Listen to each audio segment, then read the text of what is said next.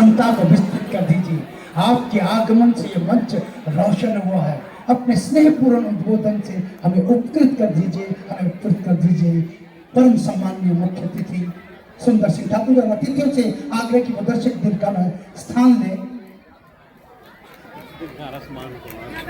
आज यहाँ पर जो 48वीं वर्षगांठ सूत्रधार कला संगम की, इसमें माननीय अध्यक्ष श्री दिनेश सेन जी और इनकी पूरी कार्यकारिणी, मैं जानता हूँ इनकी कार्यकारिणी में वो विभूतियां हैं जो किसी परिचय की मोहताज नहीं है। एक समर्पित कार्यकारिणी, उसके साथ में निर्णायक मंडल के बहुत ही वरिष्ठ लोग यहाँ पे बैठे हैं। मैं ज्यादा क्षमा चाहूंगा कि समय के अभाव के कारण ज्यादा संबोधन नहीं करना चाहूंगा। और मेरे साथ आए हुए सभी महानुभाव जिनका नाम अभी यहाँ पे लिया गया और जिनके बारे में अभी आगे भी जो है उन्हें बुलाया जा रहा है, और खास तौर पे जो यहाँ पे लगभग 32 स्कूलों से जो हम वहाँ यहाँ पे प्रतिभागी है, इनका स्टाफ है और इनके जो पेरेंट्स हैं, साथ में हमारे यहाँ पे मीडिया के बंधु भी हैं जो कई दिनों से इस कार्यक्रम को कवर कर रहे हैं। एक बहुत ही खूबसूरत कार्यक्रम, और इस बीच में क्योंकि आज निर्णायक मंडली का भी जो है पूरा इसके ऊपर निर्णय आने वाला है, और उससे पहले मैं यहाँ बुजुर्गों, माताओं, बहनों और नौजवान साथियों, मैं खास तौर पे ये भविष्य की पीढ़ी है, इनको पूछना चाहता हूं कि इस कला केंद्र से जो आपका अनुभव है, ये भविष्य में आपको बहुत आगे ले जाने वाला है।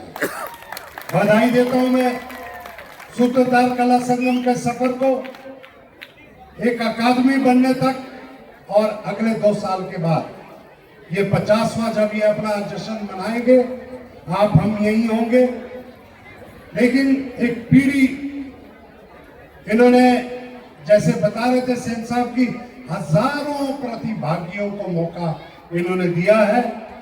मैं नौजवान इस पीढ़ी को पूछना चाहता हूं, पिछले 2 सालों में आपने दशहरे में बदलाव देखा या नहीं देखा?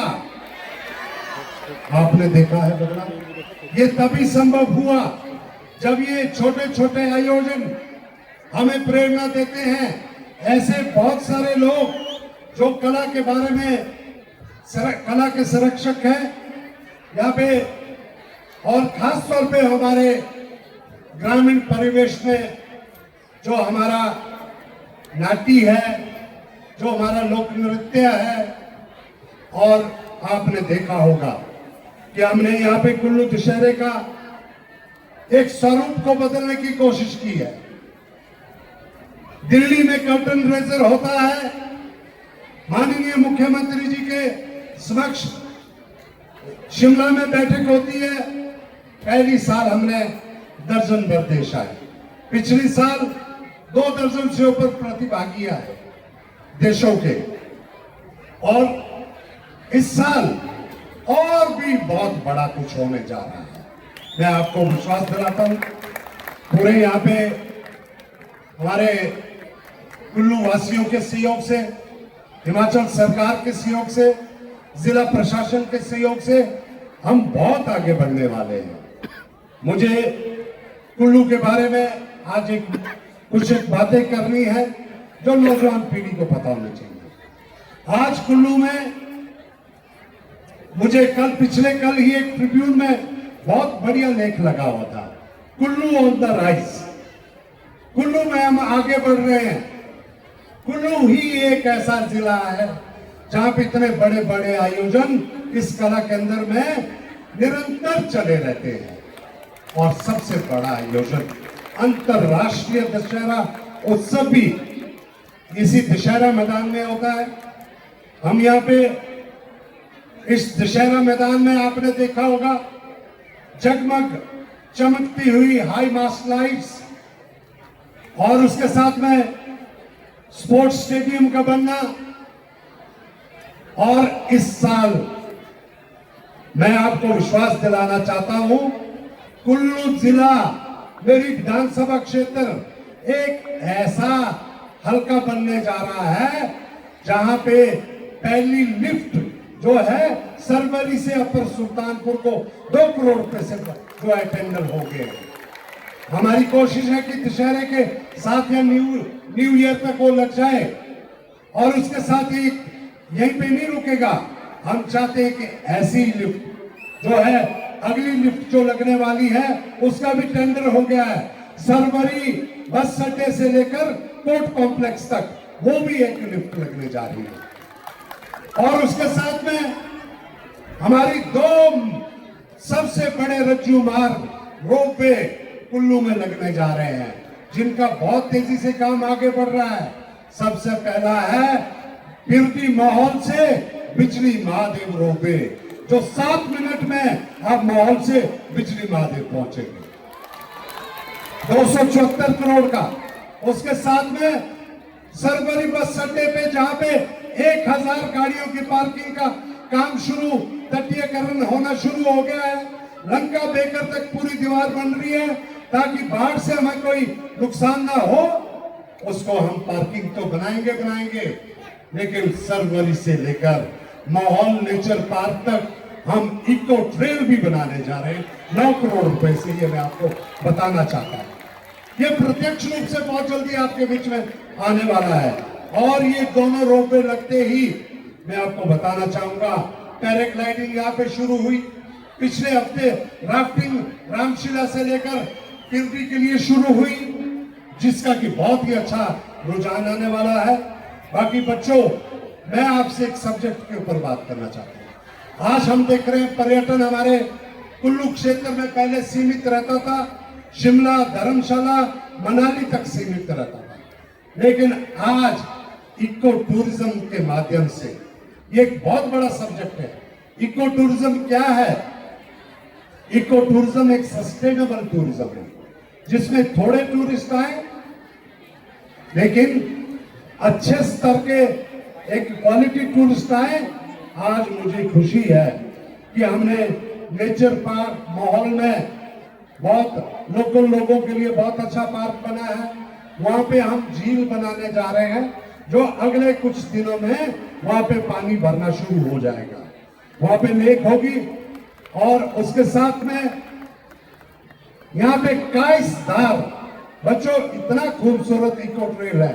मैं जानता हूं बहुत सारे हमारे कुल्लू की ऐसे स्कूल्स के जितने में स्टाफ है, मैं आपसे अनुरोध करूंगा कि ये जो इको ट्रेल है हिमाचल की पहले इको टूरिज्म हमारी साइट है जिसमें कि एक भी पेड़ काटे बगैर, कोई सीमेंट का इस्तेमाल किए बगैर, वहीं पे इलेक्ट्रिक गाड़ियों को चलाकर, कोई पेट्रोल की गाड़ियां वहां नहीं चलेगी, लोकल लोगों को रोजगार मिलेगा।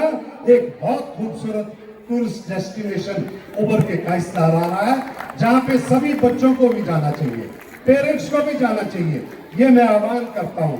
और उसके साथ में आज हमें खुशी है कि काइसदार के साथ साथ लग घाटी का गोरुडुग, हमारा तारापुर क्षेत्र के मठासौर और बहुत सारे मणिकर्ण घाटी में हम बहुत सारे योजनाओं को आगे बढ़ा रहे हैं। मैं तो एक बात कहना चाहूंगा कि आज सिर्फ एक संदेश मुझको देना है कि हमने डालपुर ग्राउंड को, मैं एक और बात कहना चाहूंगा कि डालपुर ग्राउंड में हमने एक प्रपोजल बना दी है जहां पे ये ब्लॉक का ऑफिस है या प्रदर्शनी मैदान है जहां पे वो हमने वरिष्ठ नागरिकों का एक कॉर्नर बनाया है।